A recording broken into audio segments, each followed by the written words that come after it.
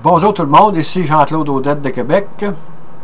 Je voudrais faire une petite capsule qui va parler un peu d'actualité aujourd'hui, soit mon impression de qu'est-ce qui se passe en Ukraine présentement.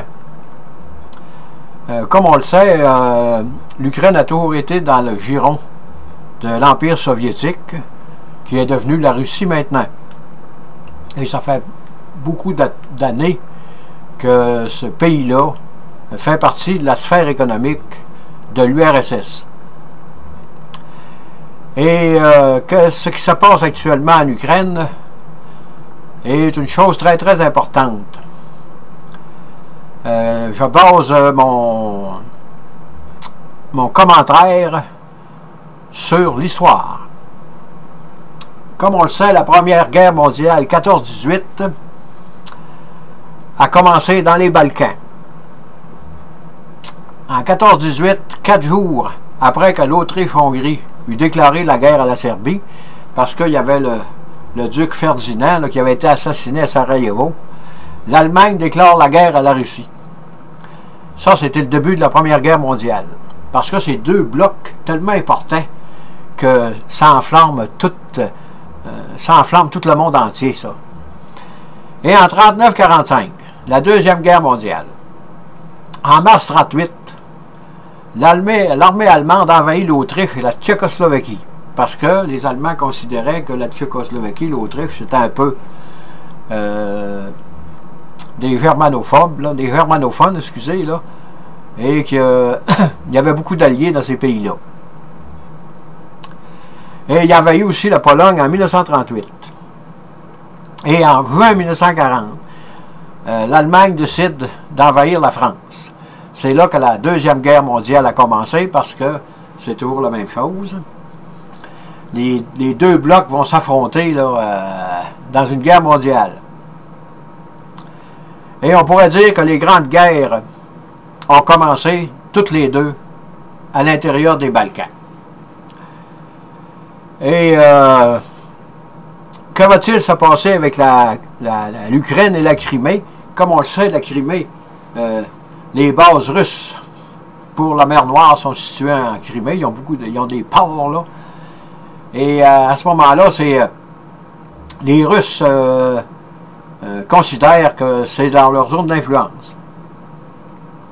Et il y a beaucoup comme on le voit à la télévision, il y a beaucoup de citoyens en Crimée qui sont d'origine russe. C'est sûr que les Balkans, j'ai déjà lu un bouquin sur les Balkans où il y a une centaine de peuples là-dedans. Imaginez-vous que quand il y a quelque chose qui éclate dans ce coin-là, c'est comme une traînée de poudre. Parce que le monde s'en veut tout un peu, mais on se tolère. Et pour opposer à la Russie, il y a seulement que l'Amérique. Mais connaissant l'Amérique et le président Obama, les Américains vont être très très prudents avec ce qui se passe en Crimée, parce qu'on sait que c'est la puissance opposée aux Américains, la Russie. Et je ne crois pas que le président américain va susciter l'animosité entre l'Occident et la Russie. C'est sûr qu'il faut qu'ils disent quelque chose, le président américain, ils vont offrir peut-être de l'aide aux Ukrainiens, mais ça me surprendrait énormément que ça y aille plus loin que ça, parce que c'est tellement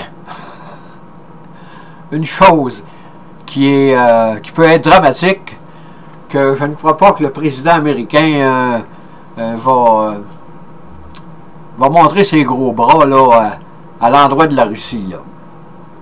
Parce que c'est une région, comme je le disais, au cours de l'histoire, a toujours été les Balkans où les guerres mondiales ont commencé. Et avec les armes que nous avons, la guerre, s'il y avait une troisième guerre mondiale, ça ne durerait pas 5 ans. Ça serait une question peut-être de semaines, et tout serait détruit, évidemment. Et j'ai bien confiance, moi, aux Américains, les champions de la démocratie pour qu'ils manœuvrent de façon très, très adéquate pour tenter de solutionner ce problème sans qu'il y ait trop d'effusion de sang. Et je terminerai sur une petite maxime que le grand Albert nous a laissée. Comme on le sait, Albert était un humaniste, il était contre toutes les guerres. Et il y avait eu cette réflexion en disant que si jamais il y avait une troisième guerre mondiale, la quatrième se ferait avec des gourdins. Ça veut dire que suivant Albert, s'il y a une troisième guerre mondiale, le monde va être détruit et nous allons retourner à l'âge de pierre. Espérons que ce ne sera pas ça, là. Et ça me surprendrait énormément, là. Mais je dis mon opinion. Et sur ce, je vous dis bonne écoute, au revoir et à la prochaine.